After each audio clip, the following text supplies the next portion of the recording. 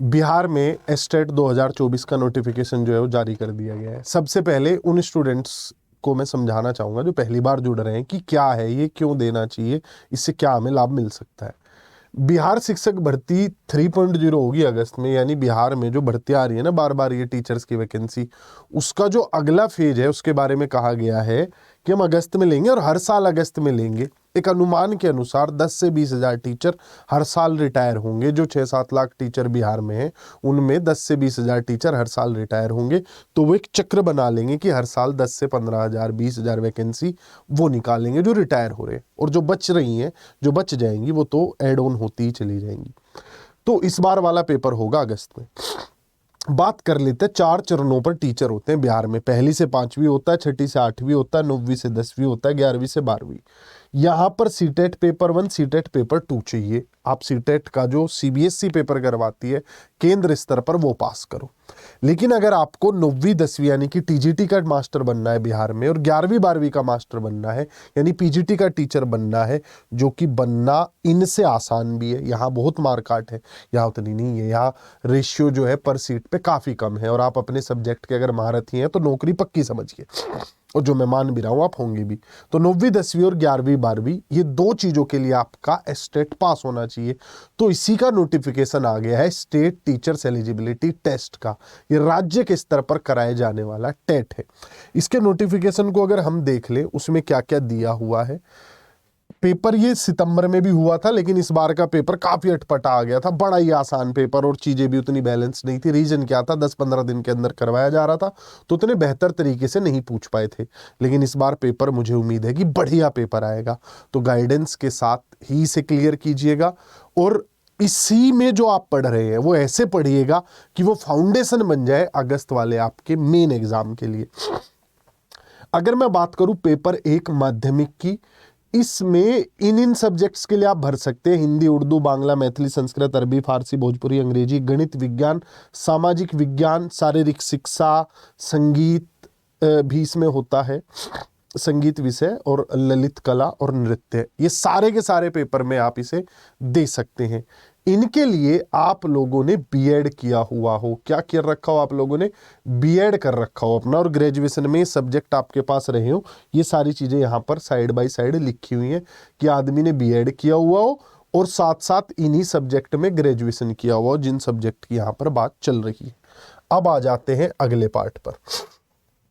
अगला पार्ट है आप लोगों का पीजीटी वाला, उच्च माध्यमिक वाला। ये रहा उच्च माध्यमिक में। अब साइंस अलग अलग हिस्सों में बढ़ जाएगा, सोशल साइंस अलग अलग हिस्सों में बढ़ जाएगा, तो नंबर ऑफ सब्जेक्ट्स बढ़ जाते हैं। हिंदी, उर्दू, अंग्रेजी, संस्कृत, बांग्ला, मैथिली, अरबी, फारसी, गणित, भौतिक विज्ञान, रसायन यानी कि केमिस्ट्री, फिजिक्स, और जंतु विज्ञान यानी कि zoology, botany, history, polity, sociology, psychology, philosophy, सब कुछ आ जाता है। जो भी आप बोलेंगे वो सारे के सारे सब्जेक्ट्स यहाँ पर है। गृह विज्ञान, मनोविज्ञान, दर्शन शास्त्र, वनस्पति विज्ञान, वाणिज्य, कॉमर्स, कंप्यूटर साइंस, सब सब्जेक्ट्स हैं यहाँ पर। टोटल सब्जेक्ट लगभग जो पेपर 2 के लिए 11वीं 12वीं के लिए है, ये 25, 26, 27 और 28, 29 सब्जेक्ट है। एग्रीकल्चर भी इसमें इंक्लूडेड है। इनमें आपने बीएड किया हुआ हो और आपने साथ में पोस्ट ग्रेजुएशन कर रखा हो, ये बात ध्यान रखिएगा। इनके लिए आपने बीएड और पोस्ट ग्रेजुएशन किया हुआ हो। जो भी आप देखना चाहते हैं उसके लिए आप अलग से एक बार जाकर नोटिफिकेशन पढ़ के देख सकते हैं। नोटिफिकेशन के लिए मैं नीचे लिंक लगवा दूंगा, आप उस पर क्लिक करके डाउनलोड कर सकते हैं। ठीक है, बात कर लेते हैं एग्जाम पैटर्न की। अगले हिस्से पर आ जाता हूं। एग्जाम पैटर्न क्या होता है? एग्जाम पैटर्न बड़ा आसान है। एग्जाम पैटर्न में 100 नंबर का तो आपसे आपका सब्जेक्ट पूछेंगे, चाहे आप 9वीं 10वीं दे रहे हो, चाहे 11वीं 12वीं। 100 नंबर का आपसे आपका सब्जेक्ट पूछा जाएगा। शिक्षण, कला एवं दक्षता, यानी कि इसमें 30 नंबर की सीडीपी और 20 नंबर में मैथ, रीजनिंग, 5 नंबर का मैथ, 5 की रीजनिंग, 5 की ईवीएस, ऐसे बाकी सारी चीजें आ जाती हैं 50 नंबर में। इसमें भी मेन जो है वो आपकी सीडीपी है, जो सीटेट में पूछी जाती है, 30 नंबर वाली वो है। यहां आपका सब्जेक्ट है, 150 नंबर का पेपर है।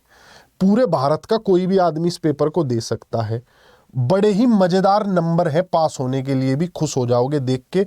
150 में से सिर्फ 75 नंबर पर पास हो जाओगे। हर साल 80-90% लोग पास कर देते हैं जो बढ़िया गाइडेंस में होते हैं, 8-10% वही फेल होते हैं जो खुद ही 30 मार खा बन रहे होते हैं। ठीक, तो ये चीज ध्यान रखिएगा। सामान्य वर्ग के लिए 50%, पिछड़ा वर्ग के लिए और कम है, अत्यंत पिछड़ा के लिए और कम है, महिलाओं के लिए सिर्फ 40% है, यानी कि 60 नंबर भी अगर महिलाएं ले आए तो वो पास मानी जाती हैं स्टेट के पेपर में। उम्र की अगर मैं बात करूं, उम्र में भी काफी अच्छी खासी छूट दी गई है। ये एज है जिसमें अनरिजर्व्ड मेल को 37, फीमेल को 40, पिछड़ा वर्ग का पुरुष या फीमेल कोई भी हो मतलब तो 40 साल है, अति पिछड़ा जो एक्सट्रीम बैकवर्ड क्लास है उसको भी 40 है, SC ST के लिए 42 है, यहीं पर जो PHOH VH है वो सारे लोगों के लिए भी ये 42 ईयर्स होता है। तो ये बात हो गई एज की। आप इसे भरने के लिए जो फीस सबमिट करनी होगी, या तो आप एक पेपर दे सकते हैं, सिर्फ आप एक पेपर देंगे तो 960 रुपये, दोनों पेपर देंगे तो 1440। अगर आप SC ST हैं तो आपको छूट मिल जाएगी 760 या फिर 1140। एक पेपर देना है ये फीस लगेगी, दोनों पेपर देने ये फीस लगेगी। जनरल की ये है, SC ST की ये है। तो ये थी सारी जानकारी फॉर्म रिलेटेड। एज को जो कैलकुलेट किया जा रहा है वो कैलकुलेट किया जा रहा है 1/8/2024 तक। आपकी 1/8/2024 तक उम्र जो है वो 21 साल होनी चाहिए न्यूनतम, कम से कम। अब इसमें कोई अलग से चीज़ें ऐसी कुछ खास है नहीं। बाकी आपको डॉक्यूमेंट्स चाहिए होंगे फॉर्म फिल करने के लिए, उसकी वीडियो अलग से डलवा देंगे कि कैसे फॉर्म फिल कर सकते हैं। ये सारी चीज़ें हैं। सब्जेक्ट कॉम्बिनेशन के लिए एक बार देख लो, फिजिक्स वालों को ये होना चाहिए फिजिक्स में, केमिस्ट्री के लिए ये होना चाहिए, इकोनॉमिक्स के लिए ये सारी चीज़ें, कॉमर्स के लिए ये पढ़ाओ, बॉटनी जूलॉजी के लिए ये, मैथ के लिए मैथ हो या अप्लाइड मैथमेटिक्स पोस्ट ग्रेजुएशन की मैं बात कर रहा हूँ आप लोगों से। ठीक है, पोस्ट ग्रेजुएशन में सारी चीज़ें रही हो, इसे आप एक बार देख लीजिएगा। बात कर लेते हैं यहाँ पर मैथ वगैरह में इन सब चीज़ों में क्या चाहिए होता है। मैथ के लिए ये देख लो भाई, जो TGT लेवल पर है 9वीं 10वीं में, गणित के लिए आपने स्नातक स्तर पर गणित के साथ फिजिक्स, इलेक्ट्रॉनिक्स, कंप्यूटर साइंस या केमिस्ट्री या स्टैटिस्टिक्स में से कोई 2 विषय आपने पढ़े हो। इंजीनियरिंग भी करी होगी तो भी चल जाएगा, अगर आप इंजीनियरिंग से स्नातक हैं जिसमें गणित रहा था तो भी चल जाएगा। विज्ञान वाले भी, जो नॉर्मल विज्ञान वाले वो भी चलेंगे, जिन्होंने इंजीनियरिंग किया हुआ है वो भी चलेंगे।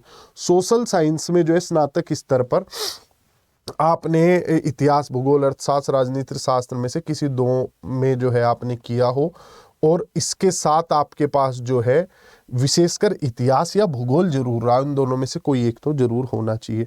भाषा पढ़ी हो ग्रेजुएशन स्तर पर, ये सारी चीज़ें हैं। अब यही सारे मेन पॉइंट्स हैं, इसके अलावा तो कोई ऐसा खास पॉइंट है नहीं। तो ध्यान रखिएगा, अगर आप 2024 अगस्त वाली BPSC की परीक्षा में बैठना चाहते हैं, बिहार में TGT PGT के टीचर बनना चाहते हैं, तो ये स्टेट का फॉर्म आपके लिए है, अन्यथा इसमें पैसे वेस्ट करने की कोई ज़रूरत नहीं है। जो बच्चे बिहार में TGT PGT बनना चाहते हैं, और बुराई नहीं है बनने में, जो तुम KVS देते हो या MRS देते हो, पता नहीं है उसकी पोस्टिंग कहाँ आएगी, यहाँ तो पता है बिहार में आएगी, सैलरी भी वही है जो वहाँ पर मिल रही है। बस मेहनत चाहिए, अगले 5-6 महीने की, अगस्त तक नौकरी पक्की समझिएगा। अब चलते हैं अगले पॉइंट पर कि तैयारी कैसे करनी है। तैयारी के लिए फाउंडेशन बैचेज स्टार्ट कर रहे हैं, नीचे नंबर आ रहा होगा स्क्रीन पे, इस पे फोन करो। दूसरा, नीचे गूगल फॉर्म लगवा दूंगा, उसे जाके भर दो, अपना सब्जेक्ट बता दो, 9th 10th 11th 12th कौन सा है, सब्जेक्ट कौन सा है ये बता दो उसमें, उसके प्रीवियस ईयर पेपर, उसकी प्रैक्टिस सेट और नोट्स वो फ्री में मेल करवा दूंगा, चेक कर लेना मेल में। ये थी मेरी तरफ से मदद। बाकी और कोई मदद चाहिए होगी तो कमेंट सेक्शन में जरूर बताइएगा। लिंक सभी चीज़ों के कमेंट सेक्शन में आपको मिल जाएंगे। नंबर स्क्रीन पर है बैचेज में जुड़ने के लिए, अगस्त तक की तैयारी अगर आप करना चाहते हैं तो। ठीक है, तो bye bye, take care. Video पसंद आया तो इसे लाइक कीजिए और चैनल को सब्सक्राइब कीजिए।